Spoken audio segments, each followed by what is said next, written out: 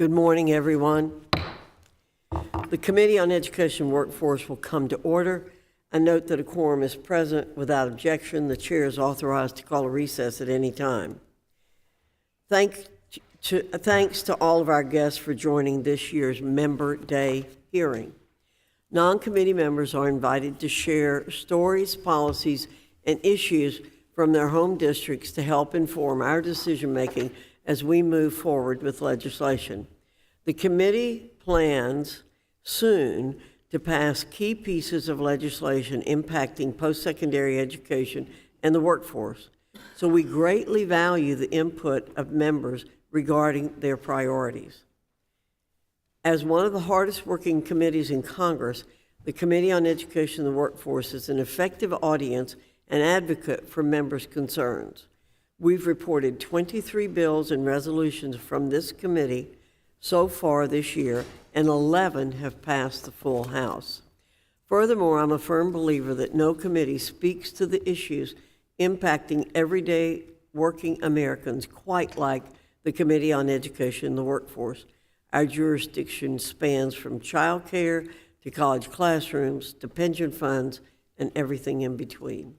For these reasons, a wide variety of perspectives are not just admissible, but welcomed and encouraged. I look forward to members providing the committee with views today which help broaden our horizons. With that, I yield to the ranking member for his opening statement. Thank you, Madam Chair. Today, the committee is gathered to hear from members of Congress about their priorities for improving our education system, supporting workers, making health care more affordable, and strengthening our economy. The committee's jurisdiction covers a wide range of policy areas impacting Americans throughout the country, from birth to retirement. In fact, in last Congress, the committee Democrats advanced legislation that had reduced our unemployment rate to historic lows, added millions of jobs to the economy, reduced health care costs, and saved the pensions of over 1 million workers and protected thousands of businesses, all while fulfilling our promise to ensure that students have access to high-quality public education through the most significant one-time federal investment in K-12 education in our history. Regrettably, this Congress has not been quite as productive. We focused mainly on culture wars and ways to undermine labor unions, and despite the unprecedented rise in child labor and multiple requests from the minority, we have yet to hold a single hearing on what Congress can do to end child labor law violations. We're responsible for receiving input and ideas from members of Congress representing all parts of this diverse nation. Today's hearing provides us with an opportunity to hear from members not on this committee on the work they believe remains to be done to support our communities further. So thank you, Madam Chair, and I want to thank the members for being with us today. We welcome your input and look forward to working together to ensure that America is a country where everyone can succeed. Thank you, Madam Chair. Thank you, Mr. Scott. Before I dispense with the legal aspects, as you all know, votes are going to be called fairly soon, and we'd like very much to get this done before we have to leave to go to votes.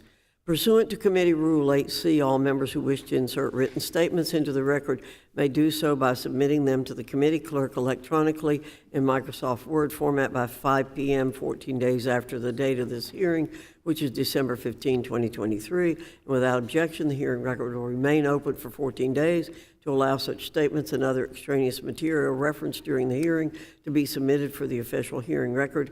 Members will have 5 minutes to discuss their education and workforce-related priorities. I remind those members that they're also able to submit written testimony in support of their legislation. I now recognize Representative Brad Finstead from Minnesota. Thank you, Chairwoman Fox and Ranking Member Scott, for the opportunity to present an important issue to the Education and Workforce Committee. I am proud to represent Minnesota's 1st Congressional District and advocate on issues that are top of mind for Southern Minnesotans. As you both know, the largest COVID-19 fraud in the nation, Feeding Our Future, took place in Minnesota. Feeding Our Future exploited USDA child nutrition programs to steal over $250 million in taxpayers' money meant to feed hungry children. Indictments later revealed that fraudsters purchased luxury homes, vacations, cars, and even private jets on the taxpayers' dime. To date, 60 individuals have been charged by the U.S. Department of Justice in connection with this fraud scheme. I've been proud to work with Chairwoman Fox, Chairman Comer, Chairman Thompson, and the rest of the Minnesota Republican delegation in conducting oversight of the U.S. Department of Agriculture and the Minnesota Department of Education in their oversight of improper payments to Feeding Our Future. And I look forward to continuing this work until all responsible parties are held accountable and we get to the bottom of how these agencies allowed this fraud to happen. Unfortunately, USDA and the Minnesota Department of Education have not fully complied with this committee's oversight efforts. It is time to take further action to ensure accountability and identify the bureaucratic failures that led to this massive fraud scheme. I urge you to consider H.R. 4786, the Feeding Children Not Fraudsters Act, which would audit any cases of COVID-related fraud committed through USDA's child nutrition programs to provide Congress the information necessary to fix any bureaucratic failures and hold those responsible accountable. I look forward to working with members on both sides of the aisle to advance this legislation, and I hope the committee will strongly consider this important step to conduct proper oversight of this massive fraud scheme. Thank you again for convening this hearing and for the opportunity to list my priorities. I yield back. Thank you very much, Mr. Finstead. Representative Kilmer, you're recognized for 5 minutes. Thank you, Madam Chair and Mr. Ranking Member. I appreciate you having this Member Day hearing. I know we submitted written testimony to you, so I'm going to just talk a little bit about one of my priorities and tell you the genesis of it. A few years ago, I got invited to a YMCA in my district thinking they were going to talk to me about gymnasiums losing money during the pandemic. That is not what they wanted to talk to me about. They wanted to talk to me about fights breaking out in their YMCA over politics, over the t-shirt someone was wearing, the hat someone was wearing, the cable news channel they were watching on the elliptical. They literally had fights breaking out. And they said it's become so bad, we can't ignore it anymore. We've actually hired a consultant that's training our staff, training our board in conflict resolution. We're going to host some events to try to bridge some of the differences in our community so that the Y doesn't turn into the Jerry Springer show. And they said, just out of curiosity, any federal support for something like that? And I said, not that I know of. A few months later, we had some bad news in my district. We had a series of attacks on religious institutions. The Islamic Center was burned to the ground. We had a church vandalized. We had 2 Buddhist faith leaders assaulted outside their temple. And in the spirit of something good coming out of something bad, they held the Interfaith Solidarity event. And it was awesome. It was powerful to people saying, that's not what we're about. That part of living in a religiously and otherwise diverse pluralistic democracy is you're going to live next to people who think and look and pray differently than you do, and it cannot come to violence and conflict. And afterwards, one of the faith leaders came up to me and said, that was a pretty powerful 90 minutes, but if we're going to do this right, we would do this in an ongoing way. And they said, any federal support for something like that? And I said, not that I know of, at least not currently. I looked into it. The United States actually does spend tens of millions of dollars trying to build bridges and foster social cohesion as a means of strengthening democracy in other countries through the National Endowment for Democracy. But we do not do that here in America. So I introduced a bill called the Building Civic Bridges Act. When we introduced it with 12 in the last Congress, there were 12 Democratic sponsors and 12 Republican sponsors. It would set up a pilot program through AmeriCorps to support some of these hyper-local efforts in our communities to try to bridge some of these differences across lines of difference. We chose AmeriCorps in part because they have footprints in most of our communities, and under their authorization, they're able to do some of that grant making. One of the other things in the bill is to actually provide training to AmeriCorps members so that they learn these skills related to bridge building, so that we can actually have people on the grounds trying to bridge some of the differences in our community.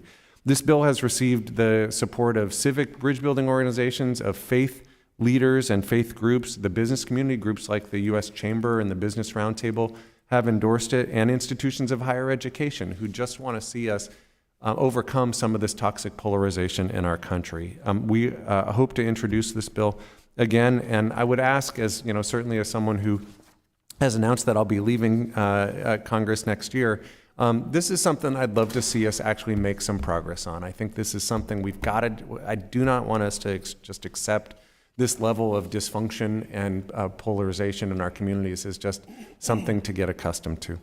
I'll just quickly mention, because I know we're short on time, I am heartened when we met earlier that you're working on WIOA reauthorization. As we met, the New Democrat Coalition has a number of priorities in that space. My Investing in Digital Skills Act was previously included in a WIOA in the last Congress. I'm hoping that it can be included again. The New Dems are also advocating for new ways for Americans to be introduced to STEM and trades, both in K-12 and in community partnerships. There's a bipartisan bill called the Creating Opportunities to Thrive and Advance Act that I co-lead that would expand career counseling and allow for public outreach so more folks can learn about those opportunities. Those are some of the priorities that I know when we met with you, Madam Chair, through the New Dems that we're hoping that this committee can consider. So with that, I know you're short on time, so I'll yield back the remaining 50 seconds and thank you again for your consideration. Thank you, Mr. Kilmer. Representative Yocum, you're recognized for 5 minutes. Thank you, Chairwoman Fox and Ranking Member Scott. I appreciate you giving us, those of us who are not on the Education and Workforce Committee, an opportunity to present our priorities. I also want to thank you for calling a hearing next week to examine a topic that I'd like to discuss today: the outburst of anti-Semitism that has gripped college campuses in the wake of the October 7th attack on Israel. Madam Chair, in the nearly 2 months since October 7th, we as House members have met with the families of hostages and victims. We've borne witness to the utter inhumanity inflicted by Hamas terrorists on innocent men, women, children, and babies. We've seen the images and video footage that will forever haunt us. But closer to home, we've also heard disturbing accounts from Jewish and Israeli college students and faculty who have faced threats, intimidation, vandalism, and even physical violence. They say they don't feel comfortable wearing symbols of their faith. Hillel houses are hiring extra security. Such a climate of fear and intimidation on our campuses is unacceptable. It's baffling that so many of these institutions who police the most micro of microaggressions seem to be meeting this actual wave of anti-Semitism, this actual wave of aggression, with nothing more than a yawn. They'll throw the book at someone who uses the wrong pronouns. They'll spend time compiling a 13-page handbook of banned words, including American, immigrant, and grandfather.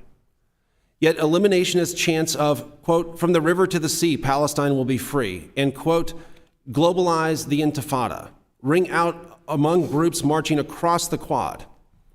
Signs are raised that show a Star of David in a trash can with the caption that reads, quote, "keep the world clean." A sign at a recent protest at Reed College even read, quote, "Hitler would be proud." Madam Chair, what is going on these campuses?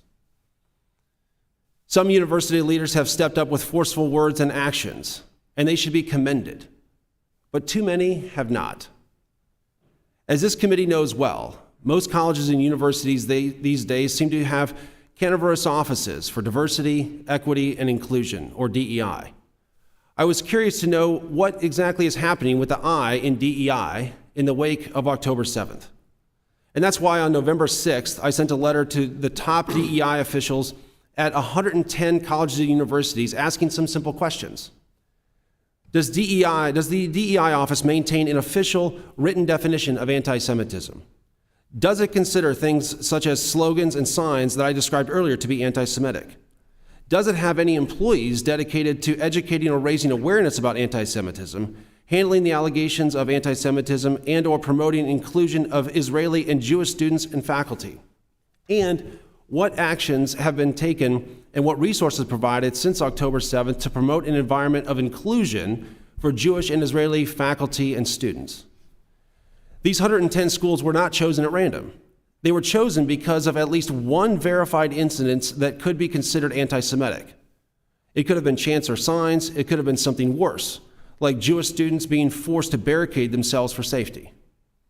It could have been statements from Jewish and Israeli students and faculty expressing unease with their campus environment.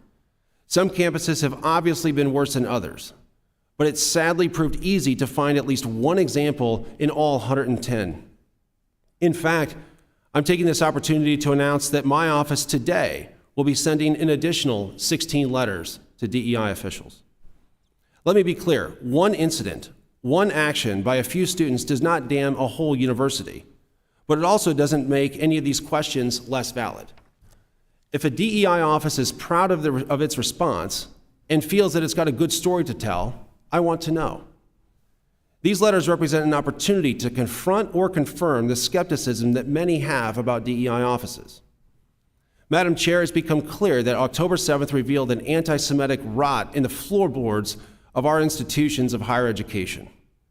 A recent Anti-Defamation League survey found that only 38.6% of students feel very or extremely comfortable on campuses in the wake of October 7th. That's compared with 63.7% before October 7th. I applaud your efforts to examine this important topic, and I hope we can work together moving forward to ensure that anti-Semitism has no place on our college campuses. Thank you, Madam Chair, and I yield back.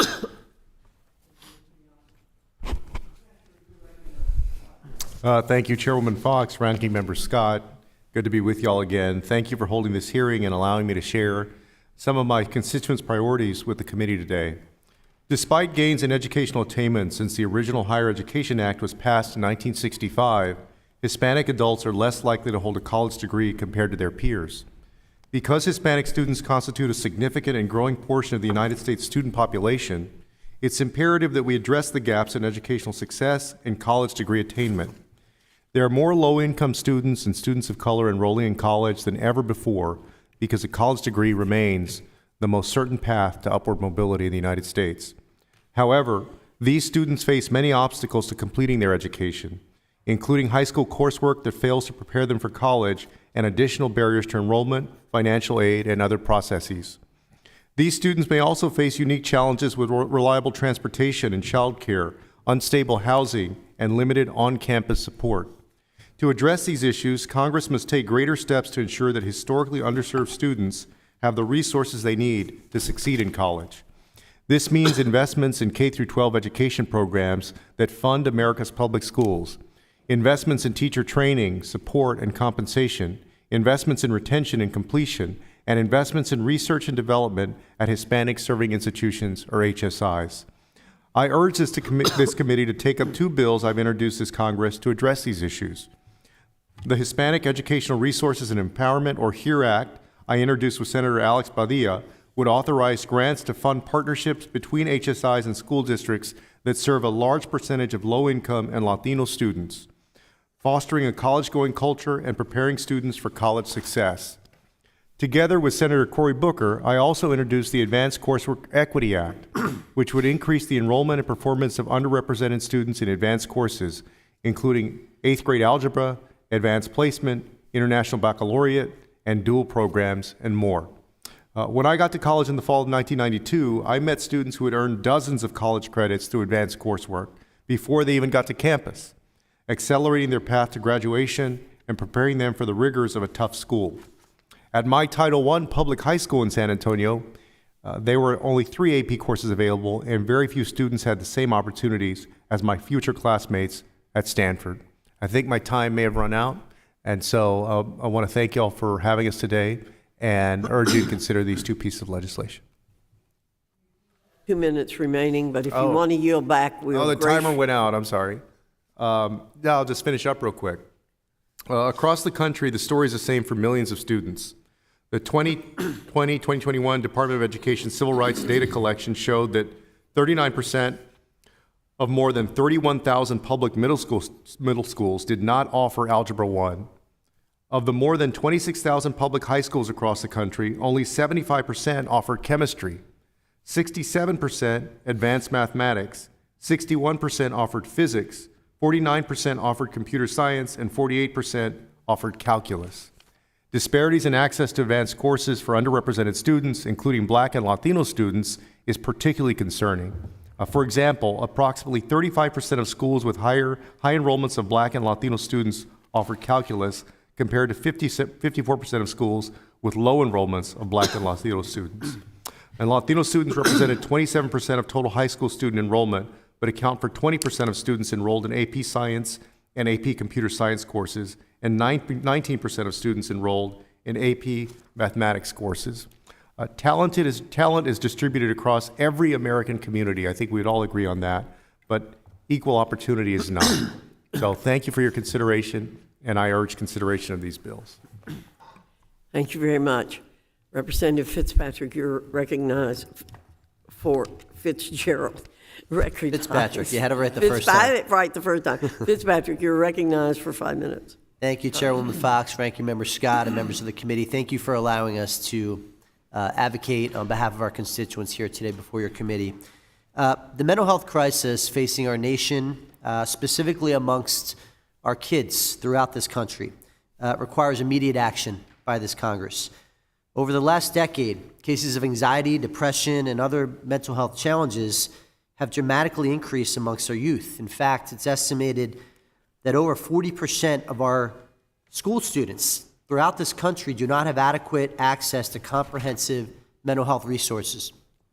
Madam Chair, Ranking Member, the combination of these increased needs for mental health resources in our schools and the national shortage of professionals in this field have exacerbated this crisis. And as co-chair of the bipartisan Mental Health and Substance Use Disorder Task Force, the largest bipartisan task force in this body, I'm proud to support the efforts that will directly address the needs of our students. That is why I introduced H.R. 3228, the Mental Health in Schools Excellence Program Act. This bipartisan bill will authorize the Department of Education to partner with higher education institutions across America to assist in covering the costs of students pursuing careers as school psychologists, school counselors, and school social workers. Strengthening the workforce pipeline will increase access to comprehensive mental health resources for students to ensure that our kids have the resources they need to succeed. I encourage all of our colleagues, particularly those on this committee, to join us in addressing this mental health crisis amongst our school students by working to provide sufficient resources to ensure that no student is left behind in their fight to succeed in this country. I would also like to address the importance of strengthening and modernizing our nation's nutrition programs supporting our children, specifically the Special Supplemental Nutrition Program for women, infants, and children. The WIC program is a crucial source of nutrition for low-income women, nursing mothers, infants, and children, and one of the most successful and impactful initiatives the federal government operates. As a result of the global pandemic, the WIC program had to find new ways to offer services to ensure that participant needs were met. In this new remote environment, it became clear that there had to be ways to modernize this program, and I'm proud to lead H.R. 2424, the Modern WIC Act, which will streamline access to WIC benefits. This bipartisan bill will provide remote service options for WIC applicants and participants. Madam Chair, Ranking Member Scott, modernizing this program will allow more families to receive and utilize benefits and ensure that our children have a healthy start to their lives. I urge my colleagues to continue to support these common sense initiatives that will modernize our bureaucracy in an effort to support American families and particularly America's youth. And finally, I would like to address the issue of increasing educational opportunities in schools and prioritizing out-of-school time programs. Investing in a robust, skilled workforce begins with investing in our kids. H.R. 3416, the Youth Workforce Readiness Act, would establish a grant program for eligible after-school programs to equip our students with the skills they need to succeed in today's very complex workforce environment. Expanding leadership development programs, expanding financial literacy lessons, and expanding mentorship opportunities are all essential parts of many OST programs. These will better prepare our next generation of students. I would like to insert, Madam Chair, for the record, a letter from the Boys and Girls Club of America regarding their support for the Youth Workforce Readiness Act. Without objection. Thank you, Madam Chairwoman and the Ranking Member. Thank you for the opportunity to address these critical issues, not just for my constituents, but for women and children across America. And with that, I yield back. Thank you. Thank you, Mr. Fitzpatrick. Representative Wenstrup, you're recognized for 5 minutes. Well, thank you, Chairwoman Fox and Ranking Member Scott, for hosting this Member Day hearing and for the opportunity to speak this morning. I appreciate it. The Education and Workforce Committee is vital to advancing policies that help students learn, workers succeed, and job creators to thrive. As a physician who serves in Congress, I'm focused on ways that we as members of Congress can enact policies to make America the healthiest nation on the planet. When we talk about health in general, we should be discussing things that make Americans healthy. And this committee plays a vital role in that effort by overseeing programs that affect all Americans from early learning and well beyond that. I appreciate the role this committee plays in education policy and look forward to continuing to work with you on all ways to improve the education of Americans in an effort to have a healthy nation. One of my highest priorities in Congress is H.R. 2630, the Safe Step Act, which I have worked on for several years with my colleague, Dr. Ruiz, California. The Safe Step Act is based on state laws that have passed in 38 states, including my home state of Ohio, as well as North Carolina and Virginia. This important bill would ensure that employer plans offer a medically reasonable and expedient step therapy exceptions process. Currently, health plans, particularly self-insured employer plans that are exempt from state laws, often require patients to try and fail on insurer-preferred drugs before the plan will cover the treatment initially selected by the patient and their provider. The insurer never saw the patient, doesn't know the patient, and their medical history. So when medically inappropriate, such delays in care brought about by someone other than the patient's doctor, it can lead to severe or irreversible consequences. Earlier this year, I was proud to see the Safe Step Act favorably reported out of the Senate Help Committee as one of the only patient-driven bills under consideration. In a nation that makes unprecedented investments in innovative treatments and cures and has the potential to offer the best health care in the world, these delays in care are regressive. Step therapy, when used inappropriately, disrupts the doctor-patient relationship by making it more difficult for a physician to prescribe the care their patient needs. The Safe Step Act allows plans to continue to apply step therapy to drug decisions, yet it ensures that plans allow patients and providers to access a quick exceptions process if a step therapy protocol is inappropriate for that patient. I commend the committee for their support in addressing this bill and the continued work of your committee staff, as well as all of my colleagues on the committee who have joined as co-sponsors. And I look forward to seeing the Safe Step Act pass out of this committee. I thank you for your time and consideration today. Thank you once again for holding this Member Day hearing, and I yield back. Thank you, Dr. Winstrup, for your testimony. And again, and thank you again, Mr. Kilmer, for your testimony. Under Committee Rule 9, we would now question witnesses under the 5-minute rule. Are there any witnesses or any members who wish to ask questions of our colleagues who testified? Hearing none, I can get it. I'd like to thank you again for taking the time to testify before the committee today. Without objection, there being no further business, the committee stands adjourned.